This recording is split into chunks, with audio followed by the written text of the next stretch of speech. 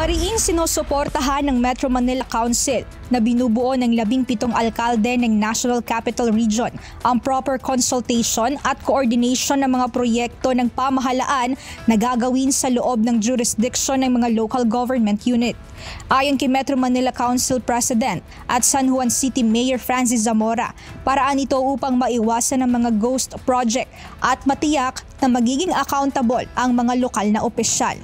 Sapagkat kung in-accept po namin ito, ibig sabihin nakita po namin ito, alam namin na tamang pagsasagawa ng mga proyektong ito at nagiging bahagi na kami ng accountability. So of course, we will not accept any project na alam natin substandard and we will not accept any project na alam nating non-existent o yung tinatawag na mga ghost projects. Ayon pa sa alkalde, hindi lamang ito nakatuon sa pinag-uusapang flood control projects. Nakapaloob din dito ang mga infrastructure projects na nais ng national na ipatupad o buuin sa kanilang mga pinamamahalaang lugar. Kahapon ay nagsagawa ng pagpupulong ang Metro Manila Council upang talakayin ng ilang mga bagay, kabilang na ang pagsuporta sa direktiba ni Pangulong Ferdinand R. Marcos Jr. na acceptance for project completion. Sinuportahan naman ito ng mga mayor ng National Capital Region, kabilang na si Manila City Mayor Isko Moreno, na nagbumungkahing ang MMDA na ang mag-synchronize at mag-unify ng flood control program sa Metro Manila.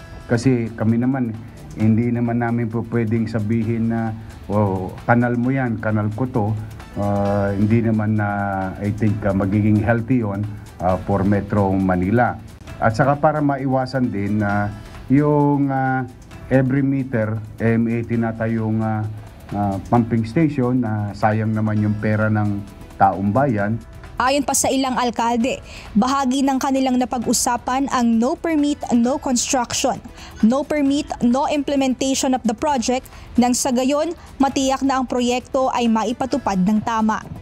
May dadaanan itong mga right of way at may mga tatamaan ito ng mga infrastructure. Dapat well coordinated ito sa LGU para matulungan natin matuloy itong mga project na ito at lahat ng mga affected ay mabigyan natin ng solusyon.